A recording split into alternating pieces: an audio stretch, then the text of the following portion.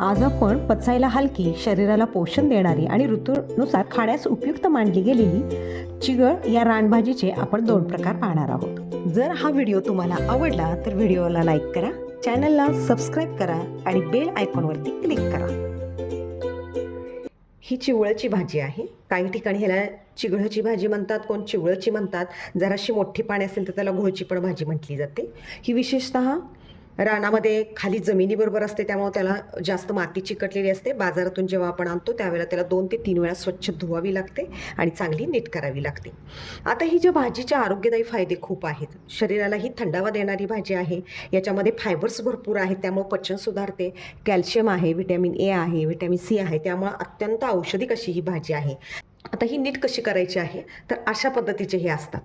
ही एकच अशी मोठीच्या मोठी लाईन असते आणि त्याला असे छोटे छोटे मूळ असतात आणि हे मूळ आहे ते ही मुळाचे असे असलेली हे काढून टाकायचे किंवा मूळ असलेला भाग हा काढून टाकायचा आणि छोटे छोटे जे काय आहेत की ह्याच्यामध्ये मी आता नीट करून घेतलेली आहेत. तर हे अशा पद्धतीची पानं घ्यायची आहेत आणि हातानं वगैरे थोडी थोडी कट करून घ्यायची आहेत किंवा विळतीने परत नंतर कट केलात तरी चालू शकेल, पण अशी कोवळी पाने घ्यायची आहेत. आता ही भाजी आहे ती मी स्वच्छ धुवून 2 ते 3 वेळा घेतलेली आहे. आता ही आपण थोडीशी कट करून घेऊया. विळतीवरती किंवा चाकूने कट केलात तरी चालेल किंवा अशा हाताने जरी अशी मोडून घेतलात तरीसुद्धा चालू शकेल. प्रथम आपण भाजीला 1 चमचा शाळू हे अर्धा तास भिजत घालायचे आहेत. घरामध्ये उपलब्ध असतील तर घाला, नसेल तर नुसते तांदूळ घातलात तरी चालेल.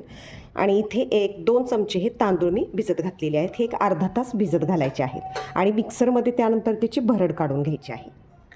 प्रथम इथं आपण अर्धी वाटी पाणी घेऊया. याच्यामध्ये जे तांदूळ भिजत घातलेले होते ते तांदळाची जी कणी आहे ती कणी याच्यामध्ये टाकायची आहे. 1-2 चमचे कणी घेतलेली होती तांदळाची. मिक्सरमध्ये त्याची भरड काढून घेतलेली आहे ती कणी आणि जे शाळू घेतलेले होते जे अर्धा तास भिजत घातलेले होते त्याची पण मिक्सरमध्ये भरड करून घेतलेली आहे. आणि हे सर्व शिजवून घ्यायचं आहे. आणि याच्यातच ही जी भाजी आहे चिगळची भाजी ही 3 वेळा स्वच्छ धुवून घेतलेली आहे आणि थोडीशी बारीक करून घेतलेली, ती पण याच्यामध्ये टाकूया. आणि हे सर्व एक 10 मिनिट आपण ही भाजी मंद आचेवरती शिजवून घेऊया. अशा रीतीने 10 मिनिट झालेले आहेत. भाजी शिजलेली आहे, जास्त शिजवायची नाही आहे. आता हे खाली जे तांदळाची कणी आहे आणि शाळवाची जी कणी आहे ती बऱ्यापैकी शिजलेली आहे. आणि हे सगळं असं एकत्रितरित्या मिक्स करून असं घटलून घ्यायचं आहे. असं मिक्स करून घ्यायचं आहे सगळं एकत्रितरित्या. एकजीव झालं पाहिजे, सर्व मिश्रण हे एकजीव झालं पाहिजे. आता गॅस बंद करूया आणि ही भाजी सगळी अशी दाबून सगळी कणी आणि ते हे अशी मिक्स करून घेऊया. पाणी याच्यामध्ये कुठं राहिलेलं नाही, आपण थोडंच पाणी टाकलेलं होतं. जर खाली तांदळाची कणी लागते असं जर वाटत असेल तर थोडंसं वरून आणि तुम्ही थोडंसं पाणी घातलं तरीसुद्धा चालू शकेल, पण जास्त पाणी घालायचं नाही. थोड्याशा पाण्यामध्ये भिजलेल्या तांदळाची कणी, शाळवाची कणी शिजवून घ्यायची आहे आणि त्याच्यावरती मग त्या भाजी पण त्याच्यावरती आपण टाकली होती ती पण शिजलेली आहे चांगल्या पद्धतीनं. आणि ही पद्धत खूप पूर्वीची आणि पारंपरिक पद्धत आहे जी आमच्या आजीपासून ती चालत आलेली आहे. ही अशा पद्धतीची भाजी केली जाते. आता यामध्ये एक अर्धा चमचा मीठ टाकूया, म्हणजे चवीनुसार तुम्ही मीठ टाका. थोडेसे 4 चमचे मी भाजलेले शेंगदाण्याचे जाडसर असे कूट घेतलेले आहे ते पण याच्यामध्ये टाकूया. आणि ज्यांना अजिबातच तेल खायचं नाही आहे त्यांनी याच्यातच लसूण आणि जिरे चेचून टाकलेत तरीसुद्धा चालेल. तेलाचा एकही थेंब न टाकता ही भाजी तयार होते, पण आपल्याला जरा थोडासा खमंगपणा हवा आहे म्हणून त्याला आता मी नंतर लसणाची फोडणी देणार आहे. इथे तेल मी कडक तापवून घेतलेले आहे. याच्यामध्ये 2 मिरच्या, लसूण एक 8 ते 10 पाकळी घेतलेले आहे. त्याच्यानंतर हे जिरे टाकलेले आहे आणि थोडासा हिंग टाकलेला आहे. फोडणी आपण यावरती ओतून घेऊया.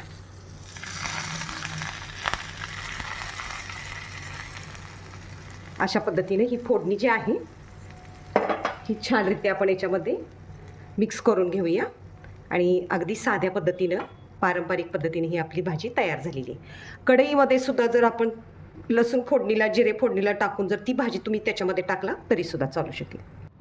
फोडणी आपण दिलेली आहे, याला तडका दिलेला आहे, ती आपण मिक्स करून घेऊया. कढईमध्येच तुम्ही थोडेसे तेल घेऊन लसूण फोडणीला टाकून, मिरची फोडणीला टाकून भाजी केला तरीसुद्धा चालू शकेल. अशा रीतीने ही पारंपरिक पद्धतीची भाजी तयार झालेली आहे.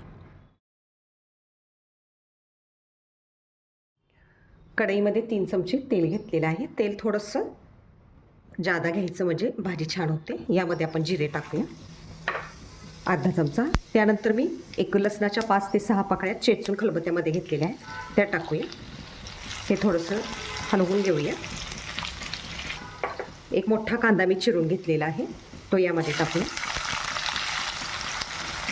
कांदा लाल होईपर्यंत परतून घेऊया ते. अशा रीतीने कांदा जो आहे तो गुलाबी रंगावरती परतला गेलेला आहे.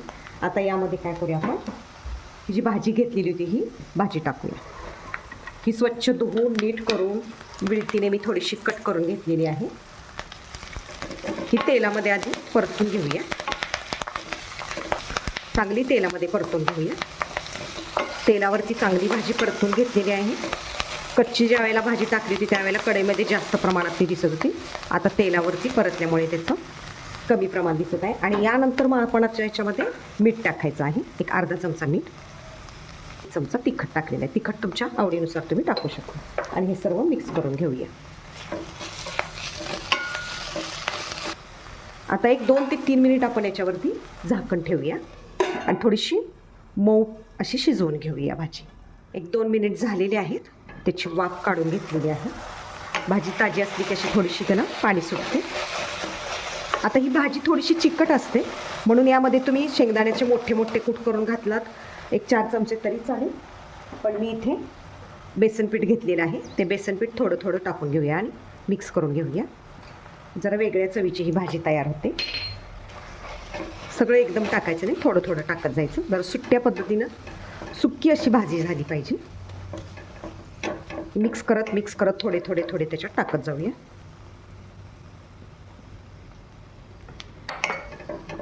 भाजी ही चवीला पण छान लागते, कारण विशेषतः आपण ठराविकच भाज्या आपल्या आहारामध्ये येतात.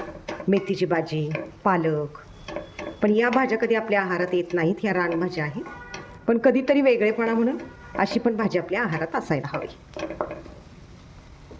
अजून थोडे आपण पीठ टाकूया, बेसन पीठ टाकूया. जरा थोडंसं सुक्कं होईल त्याच्यावर भर देऊया. आणि ही बेसनपीठ वापरल्यामुळंच ह्याला थोडंसं तेल जास्त लागतं. जर तुम्ही बेसनपीठ वापरणार नसाल, शेंगदाण्याचं मोठं मोठं कूट करून त्याच्यामध्ये घालणार असाल, तर तेल कमी वापरलात तरीसुद्धा भाजीला चालू शकेल. बऱ्यापैकी मला हे इथं छोटी अर्धी वाटी जी आहे पीठ लागलेलं आहे. हे सगळं असं मिक्स करून घेऊया. अशा पद्धतीने ही सुक्की सुक्की अशी भाजी झालेली आहे. गॅस मंद आचेवरतीच आहे. आता हे आपण एक 4 मिनिट आपण झाकून ठेवूया आणि शिजवून घेऊया. पण एक 2 मिनिटानंतर उघडून पुन्हा थोडीशी हलवायला हवी, कारण तळाला कदाचित ती लागू शकते. अशा रीतीने 4 मिनिट झालेले आहे. ही भाजी आता चांगली आपण हलवून घेऊया. थोडीशी तळायला लागते ती, म्हणून अधूनमधून थोडंसं हलवून घ्यायचं आहे. आणि सुक्की सुक्कीच भाजी ही करायची आहे.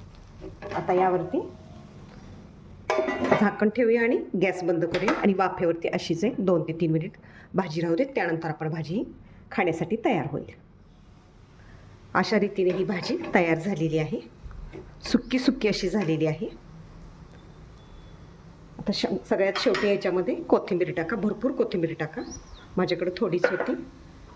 आणि त्याच्यानंतर मिक्स करून गॅस बंद करा.